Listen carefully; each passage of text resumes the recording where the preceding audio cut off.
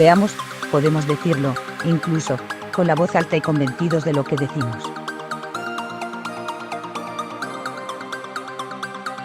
Todos, absolutamente todos, los aficionados, ya no digamos los profesionales, entrenadores, futbolistas, seguidores, amantes, forofos de cada uno de los clubes de primera división, de esa liga que tanto defienden Luis Rubiales y Javier Tebas, pueden gritarlo: los árbitros son muy malos, mucho.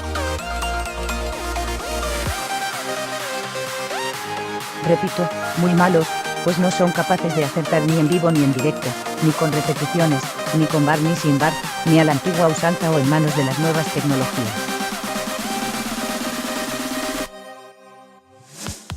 Era evidente que el VAR no iba a terminar con la polémica, ni hacía falta, pero lo que no puede ser es que se mantengan los mismos o muy parecidos errores, jornada tras jornada. El nuevo jefe de los colegiados, el amabilísimo, servicial, coloquial, conferenciante y abierto Carlos Velasco Carballo, el mismo que con documentación en la mano decía no hace mucho que sus árbitros solo habían cometido 7 errores en penaltis no señalados, debería salir hoy mismo a la palestra y explicar por qué no fue señalado como penalti el que Geray cometió sobre Semedo, en el minuto 95. Y es que, insisto, son muy malos. No es, no, problema de que ayuden a los poderosos. No es problema de que no lo vean. No es problema de que trabajen, y cobren mucho, con la red o el paraguas del VAR, que ya está demostrado que no les ayuda demasiado, porque está dirigido por otro de ellos, humano y, encima, no va a ponerle en evidencia, es, simplemente, que no saben más, que son malos. Y el que no es malo, es cobarde como no fue anoche del Cerro Grande, al que el partido de San Mamés, vibrante, estupendo, divertido, de toma y daca, para el Athletic en la primera parte, para el Barça en la segunda, le vino, no grande, inmenso.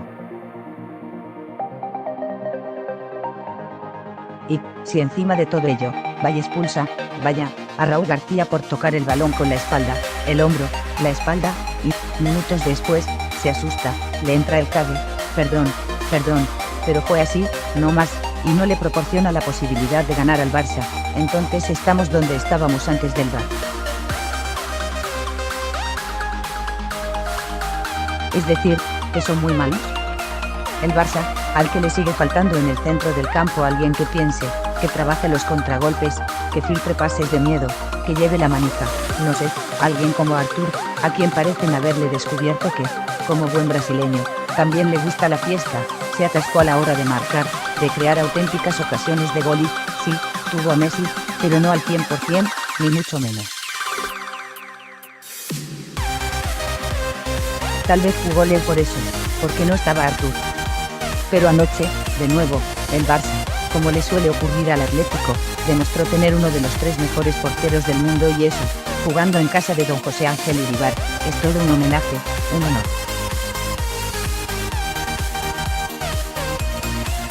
A falta de gol y claras oportunidades, Herrerín no fue, no, el héroe de la noche.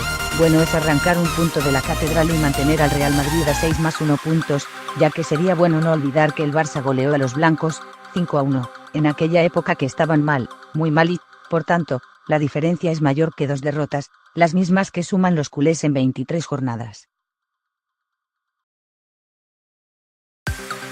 Eso sí, la Liga ya está donde quería todo el mundo, donde dijo Ernesto Valverde que estaría cuando el Real Madrid estaba en la luna, es decir, a más de 10 puntos.